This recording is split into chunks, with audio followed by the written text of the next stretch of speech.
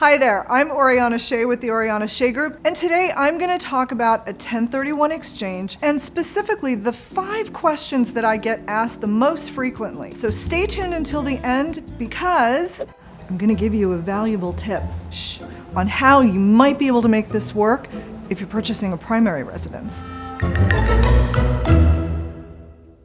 So a 1031 exchange, what is it? How does it work? Basically, a 1031 exchange allows investors an alternative to paying capital gains when selling an investment property. So basically, it's a swap of one investment property for another. Why would someone be interested in this? Well, what's important to remember is that the sale needs to be like for like, allowing you to roll the gain from one property to another. Capital gains can be upwards of 30%. Here are the questions that I get asked the most frequently, and hopefully this will shed some light on the basics of how this works. Number 1, does like for like mean that if I sell a warehouse that I can only buy another warehouse? No. The rules are surprisingly liberal about this. You can sell a warehouse and buy an office building or an apartment building, as long as the property you're buying for the same amount or higher than the one you're selling. For example, if you're selling a warehouse for about $1 million, and let's say you want to take that gain and you want to buy a property, a single family home out in the desert for $1.3 million that you're going to utilize as maybe an Airbnb or vacation rental, you can do that. Number 2, how much time do I have to find the replacement property? The rules are very clear on this. The clock starts ticking from the date you close on the property you're selling. You have 45 days from that date of close to identify your replacement property. There is a form that needs to be completed with the address of the replacement property, so they do track this.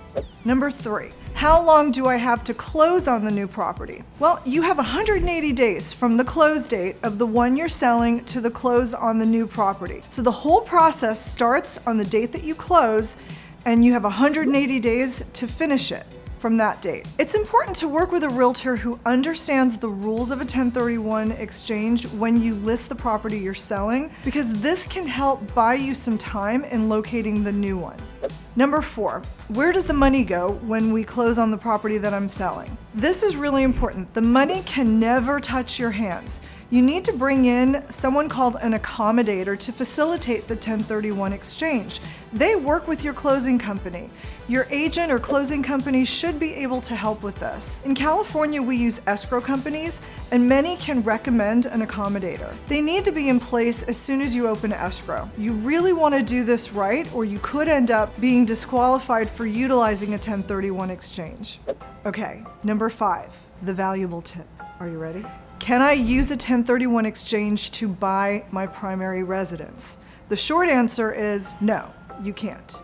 But there is a workaround. You can get creative with this one if you can plan it properly and still be within the confines of the law. Technically, the rule says you need to buy like for like. So you could, in theory, sell an investment property and buy a single family home that you intend to live in at some point. You would need to show income on that property for a minimum of 2 years before you can convert it to a primary residence. Check with a good CPA on this one because the rules change all the time. Speaking of the rules changing all the time, there are some new tax laws coming that will impact 1031 exchanges, so keep an eye on that. If you have questions about selling an income property or doing a 1031 exchange, please give me a call. I'm happy to help. If you enjoyed this video, please like, subscribe, or comment down below. I love hearing from you.